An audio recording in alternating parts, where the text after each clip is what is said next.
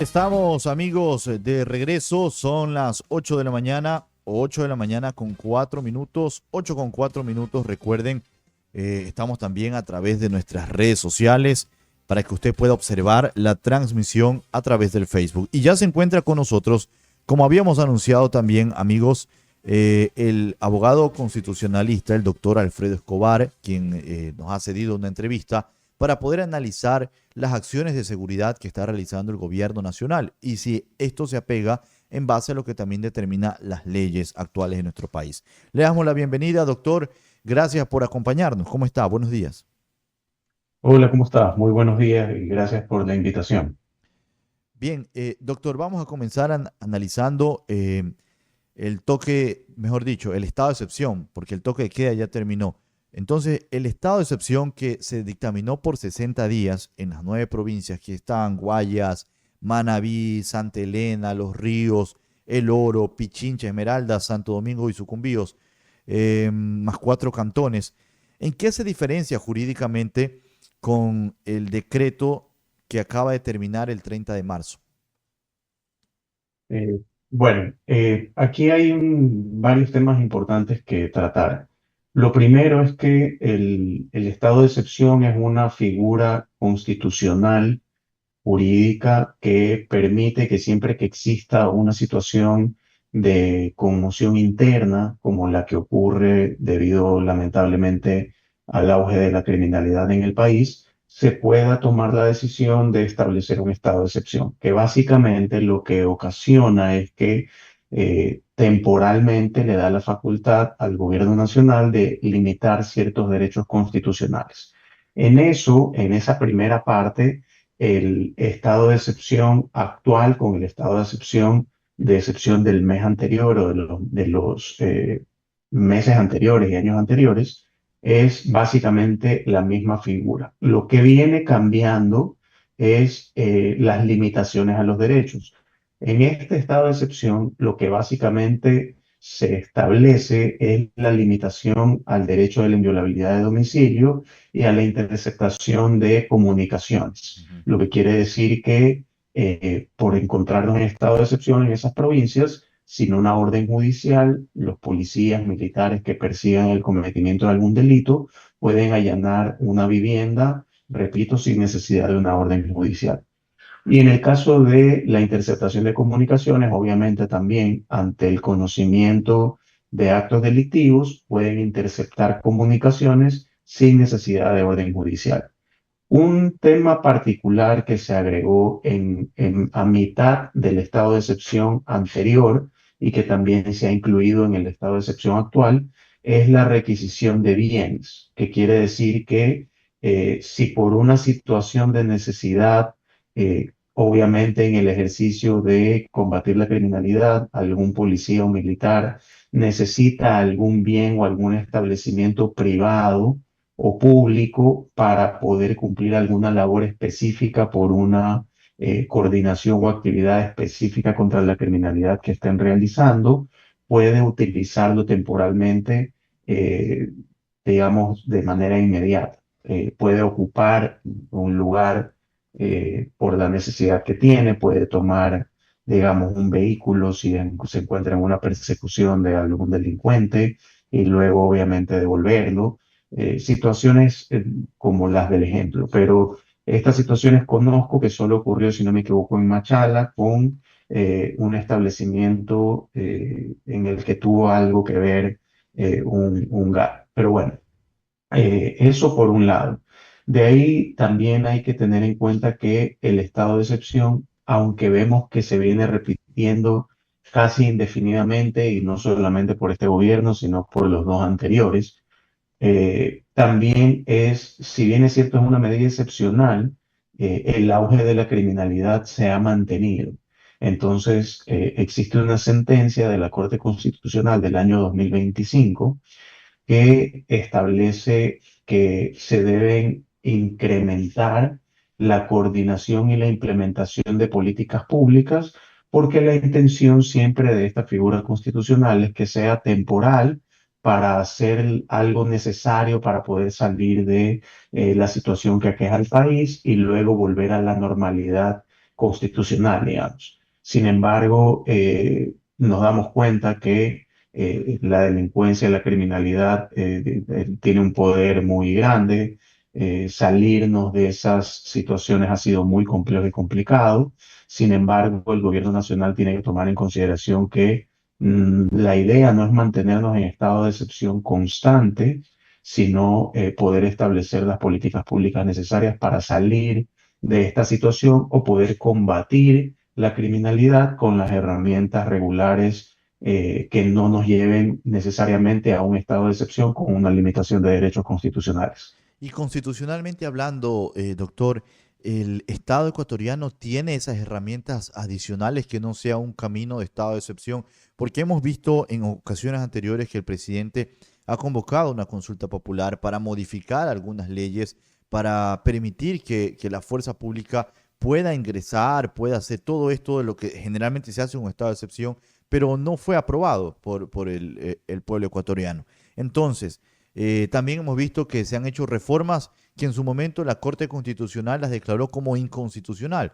De alguna forma se cree que este es el único camino que tiene el gobierno nacional para cumplir su objetivo de combatir la inseguridad. Pero ¿qué dice la ley? ¿Constitucionalmente hay otra vía, hay otro camino, doctor?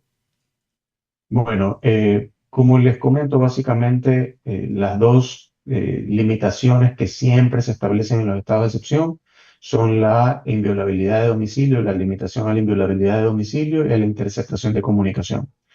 Con una coordinación adecuada, las dos situaciones sí se podrían llevar a cabo de manera eficiente, eficaz y constitucional. Lamentablemente, y este considero yo que es uno de los frentes que tiene abierto también, aparte de la criminalidad del gobierno nacional, y que es la falta de compromiso y de civismo y de responsabilidad de algunos jueces por parte de la función judicial o de la Fiscalía General del Estado, porque se ha conocido, ha sido de conocimiento público, que cuando se obtenía una orden de detención, automáticamente se filtraba la información y se comunicaba al delincuente de esta orden de detención para que pueda fugarse. Ujú. Cuando se iba a dar un allanamiento, también se comunicaba o de alguna forma se conocía que cuando llegaban al allanamiento ya no encontraban nada en las viviendas o en el establecimiento. Y sobre la interceptación de comunicaciones, entiendo que, bueno, primero es algo efectivo que funciona actualmente, por un lado, pero por otro lado, conseguir la interceptación, la orden judicial para poder interceptar las comunicaciones, también tiene un tema complejo y tenemos que ser conscientes de que el juez que autoriza la interceptación de ciertos cabecillas y delincuentes también pone en riesgo su vida, ¿no? Tenemos que ver no solamente la parte del deber ser de la acción judicial, sino también la parte humana. También conocemos, así como conocemos casos de corrupción en los que hay jueces que han trabajado con grupos narcoterroristas o delictivos y han cooperado abiertamente y se ha conocido, también hay jueces que no lo han querido hacer y que han puesto en grave riesgo su vida, ¿no? Y hablando precisamente de esto de los jueces, de jueces que han sido corruptos, pero también como usted menciona, hay una cara, la otra cara de la moneda y que generalmente no se habla mucho de esos jueces que sí hacen su trabajo. ¿Qué garantías el Estado ecuatoriano debe darles o garantizarles y si se cuenta con los mecanismos para hacerlo? Porque eso es parte de la contribución de la seguridad. Si nosotros declaramos estado de excepción para capturar a delincuentes, la otra parte es que la justicia haga también lo suyo, pero ¿cómo se hace si hay ese tipo de amenazas? ¿Qué se debe hacer y qué normativas constitucionales hay para garantizar esto, doctor? Mire, esto es, y aquí vamos a tener que entrar a otro tema particular. Lo primero es que una de las políticas públicas que debe implementar el gobierno o comenzar a trabajar y a estructurar tiene que ver con la justicia. Y efectivamente son funciones del Estado independientes y separadas, pero no podemos dejar de lado que constitucionalmente la función ejecutiva es la que establece las políticas públicas que de alguna manera irradia o deben también acatar y en base a esas políticas públicas del Plan Nacional de Desarrollo, estructurar las acciones del resto de funciones e instituciones del Estado.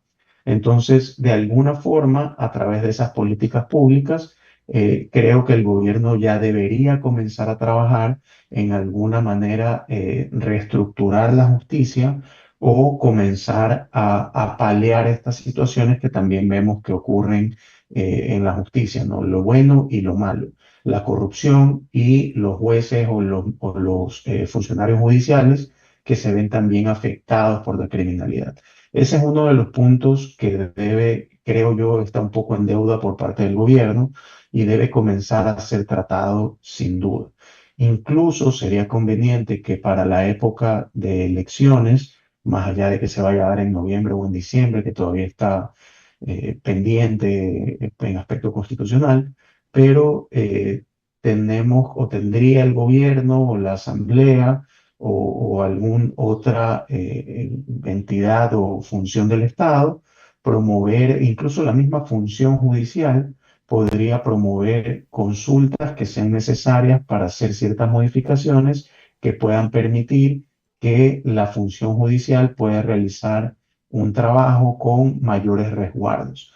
Ahora, un punto que ha generado inestabilidad, que genera inestabilidad aún y al final termina generando inseguridad jurídica, es también la elección de dignidades o de máximas autoridades de organismos de control, que dentro de esto vamos a encontrar, por ejemplo, a un fiscal general del Estado que ni siquiera ya está prorrogado en funciones, sino que tiene una designación que igual se encuentra criticada. Por otro lado, tenemos a miembros del Consejo Nacional Electoral que también se encuentran prorrogados en funciones. Tenemos a miembros del Consejo de la Judicatura que también ahora ahí está en tela de dudas y que el Consejo de Participación Ciudadana debe encargarse de esa nueva designación. Y dicho sea de paso, Consejo de Participación Ciudadana que en la actualidad, más allá de personas respetables que conozco, que están y que han pasado por el Consejo de Participación Ciudadana, pero la labor no ha sido suficiente o no se ha cumplido a cabalidad por varios factores, ¿no? Por temas constitucionales, por boicots internos entre mismos consejeros del Consejo de Participación Ciudadana. Y aquí tenemos que tener en cuenta que la oportunidad que se nos presentaría de ir a una nueva etapa de referéndum para poder eliminar la función de que el Consejo de Participación Ciudadana sea quien elija estas dignidades a través de procesos que ya todos han sido ampliamente cuestionados de principio a fin y que esta competencia pase a la Asamblea Nacional, es una oportunidad y va a ser un momento importante para el Ecuador para regresar a tener algo de estabilidad, al menos en ese aspecto porque más allá de que la Asamblea Nacional tampoco goce de gran credibilidad y confianza por parte de la ciudadanía, pero creo que a la par con el Consejo de Participación Ciudadana podemos decir que al menos en la Asamblea Nacional podemos encontrar mayor representación democrática por un lado y por otro lado no nos vamos a encontrar tampoco con estos entorpecimientos de los procesos o impugnaciones o metidas de mano y tumbada de procesos que al final nos dejen sin la elección de dignidades tan importantes de control y que tienen que ver también con la justicia de manera oportuna. Muy bien, doctor. Y ya para finalizar, extender los toques de queda es una medida que da resultados o es una medida que congela en este caso, los datos oficiales. Es decir, porque el gobierno anunció hace poco que se redujo hasta casi un 30% la criminalidad en el país con el toque de queda que ya terminó. Ahora, con la renovación del estado de excepción, podrán hacer más intervenciones, pero esto no es algo que se puede decir, son datos que se van a quedar congelados en el tiempo, sino que pueden ser momentáneos hasta que terminen estas medidas estrictas de seguridad.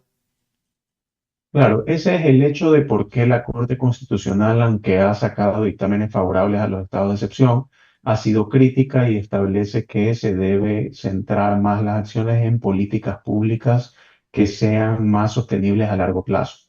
Si bien es cierto, el toque de queda dentro de un estado de excepción es una medida también constitucional, hay que analizar varios factores, ¿no? Por ejemplo, en este toque de queda que se implementó, no se permitió tener salvoconductos, era un toque de queda general. Y eso de una u otra manera afecta a la producción, afecta a la economía. Fueron 15 días, no hubo mayores reclamos o revueltas porque la gente creo está consciente o quiso también apostar a una nueva medida para ver qué ocurría y qué acciones se tomaban. Creo yo que sí se hicieron o sí hubo resultados favorables, pero no los esperados tampoco por la ciudadanía. Hubo obviamente sectores que también esperaba ver una película de ficción pasar en ese toque de queda. Yo específicamente y creo que también una parte de la ciudadanía esperaba un golpe más contundente y sostenido en el tiempo a la criminalidad. Sin embargo, sí tuvimos acciones importantes, interesantes y una de ellas es el que se haya reducido también, como usted lo ha comentado, el índice del cometimiento de varios delitos, uno de estos contra la vida, otros contra la propiedad, que al final yo no lo veo, no lo puedo ver mal, Ajá. porque no solamente son cifras, sino que al final detrás de esas cifras hay vidas. Entonces, mientras se pueda proteger la vida de una u otra forma, y el Estado tenía datos de que la criminalidad se había repuntado en esas provincias en la franja horaria de la madrugada, entre las 11 de la noche hasta las 5 de la mañana, obviamente iban a existir dos efectos, ¿no? Poder atacar a la criminalidad de alguna forma, que como comento, creo que o esperaba un poco más, no desmerezco lo que se ha hecho, pero sí se esperaba un poco más, pero por otro lado también se redujo cifras. No creo que el objetivo principal del gobierno haya sido reducir cifras, pero se ha conseguido. Y como le comento, detrás de eso, igual tenemos que tomar en cuenta que hay vidas, hay delitos Así y es. hay también economía que protegernos. Así que no solamente nos debemos quedar con se bajó la cifra por parte del gobierno, sino buscar un aspecto sostenido para precautelar sobre todo la vida y por parte de ya los analistas, no solo ver que es un número, sino ver que detrás de esos números, como repito, hay vidas, ¿no? Así es, doctor. Queremos agradecerle. Gracias por acompañarnos. Brevemente su mensaje en la parte final, por favor. Bueno, tenemos que tener en cuenta que estamos viviendo una etapa importante. Una de esas es que nos encontramos a puertas de unas elecciones seccionales, ahora mucho más todavía si las elecciones se mantienen en noviembre. Tenemos que hacer un buen análisis de elegir. Al final, terminamos siendo críticos de muchas cosas que ocurren, pero son decisiones que han sido puestas en nuestras manos. Tenemos siempre a los gobernantes que nosotros escogemos, por un lado, o que escoge la mayoría, y por otro lado también cuando entramos a estas etapas de consultas o referéndums, es importante, y aquí también hago un llamado a las personas que puedan tener influencias a través de medios de comunicación, a través de la academia, en la docencia universitaria o a través de difusión en redes sociales, de informar aspectos importantes y trascendentes de elección, como la consulta o referéndum que se nos vendría en las próximas elecciones sobre la competencia de elegir dignidades del Consejo de Participación Ciudadana, porque no es algo que la ciudadanía entiende fácilmente. Así es. Y sí es importante aprovechar estos espacios para poder comunicar de manera adecuada y que la decisión final no se tome solamente en base a lo que algún líder político comunica o pide, porque al final todo líder político tiene desgastes y no es conveniente para el país y para la estabilidad del país que el desgaste de los políticos nos afecten a decisiones saludables que pueden mantenerse en el tiempo para el Ecuador. Muchas gracias. Estuvo con nosotros el doctor Alfredo Escobar. Él es abogado constitucionalista. Estuvimos hablando acerca de las medidas de seguridad que implementa el Estado ecuatoriano en la actualidad y si son estas las soluciones definitivas para nuestro país.